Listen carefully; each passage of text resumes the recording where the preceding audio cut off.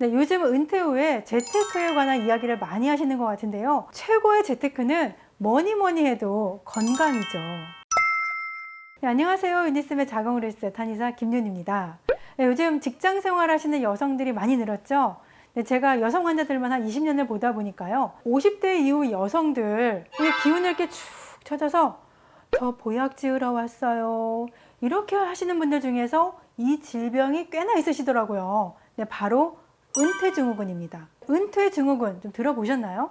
오랫동안 직장 생활을 하고 이제 그게 직장이 되었건 뭐 자기 개인 사업이 되었던지 간에 일을 딱 그만두는 은퇴 후에 갑자기 건강이 나빠진다거나 또 질병이 생기는 현상을 말합니다. 그래서 우울하기도 하고 무기력하기도 하고 감정 조절도 잘 안 되고 막 여기저기 아픈 데가 생기게 되는 거죠. 물론 남자분들도 은퇴증후군이 오는데요. 오늘은 이 여성들의 은퇴 후에 가장 많이 생기는 질환 4가지 그리고 관리 방법을 이야기해 보려고 합니다.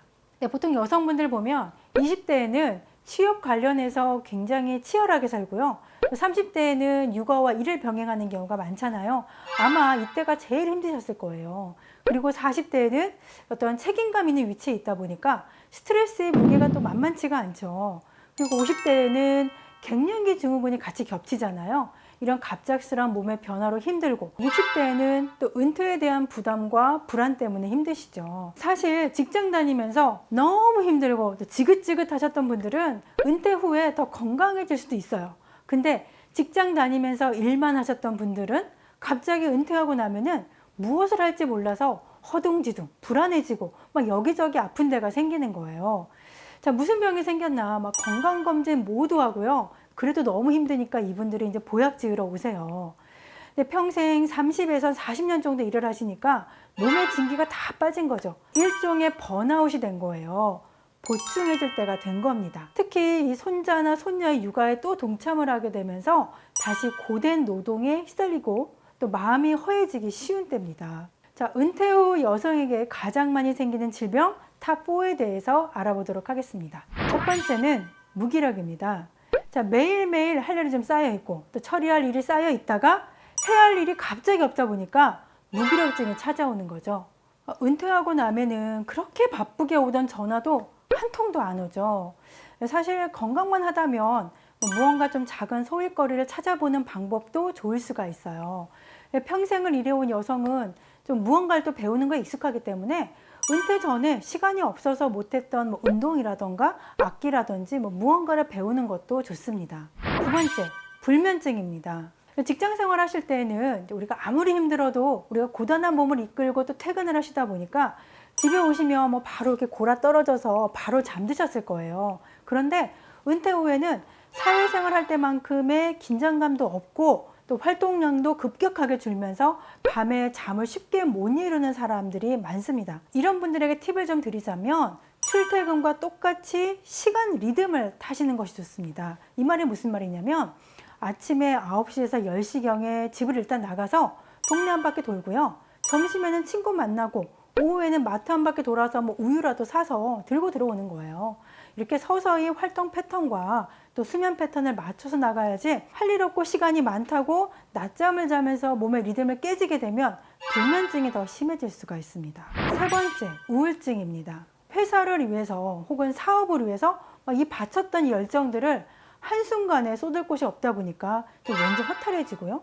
또 수입도 줄어들면서 노후 자금에 대한 불안감도 느낄 수가 있죠. 물론 뭐 회사 스트레스가 많았던 분들은 좀 후련한 느낌도 받으실 수가 있을 텐데요.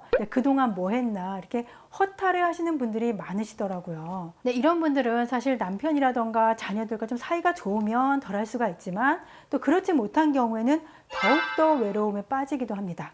자, 이렇게 해보는 건 어떨까요? 그동안 바빠서 못 만났던 가족이라든가 옛 친구들 만나서 좀 수다도 좀 떨어보시고요. 못다 했던 이야기를 나누는 거예요. 지금은 코로나라서 어렵겠지만 동네 사우나나 찜질방 같은 데 가셔서 또 새로운 친구도 만들어 보시고 등산도 가보시는 게 좋습니다. 특히 우울증에는 햇빛을 충분히 쏘여주면 좋은 거 다 아시죠?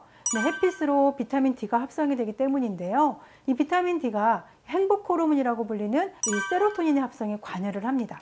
그래서 하루 30분 이상 햇빛을 쬐는 것만으로도 우리가 우울감을 벗어날 수 있는 좋은 방법이라고 할 수가 있겠습니다. 네 번째, 전신 통증. 사람이 긴장을 하면 아픈 것도 있는다라고 하죠. 그러니까 일할 때에는 이렇게 안 아팠는데 은퇴하고 나니까 갑자기 막 온몸이 쑤시고 아프다는 분들 계실 거예요. 이게 긴장이 풀어지면서 전신 근육통이 생긴 건데요. 또 예전보다 몸도 노화가 되었고요. 그래서 그동안 바빠서 운동을 못 하셨다라고 하면 이제부터라도 규칙적으로 운동을 시작하실 때입니다. 근데 운동이 주는 효과는 정말 엄청나잖아요. 힘든 걷기를 하는 건 아니라고 하더라도 매일 스트레칭이나 맨손 체조를 통해서 전신을 움직여 주시면은요, 근력도 좋아지고요, 전신 관절의 노화도 막을 수가 있습니다. 네, 여기서 중요한 것은 바로 지속입니다. 하루에 30분이라도 꾸준히 하시는 것이 중요합니다. 젊을 때에는 굉장히 활동적이었는데 은퇴 후부터는 막 병원에 출근하시는 분들도 많이 봤거든요. 월요일에는 정형외과 가고, 화요일에는 내과 가고, 수요일에는 한의원 가고 이런 식인 거죠. 자, 은퇴를 하신 분들이나 혹은 은퇴를 앞둔 여성분들에게 도움이 되면 좋겠습니다.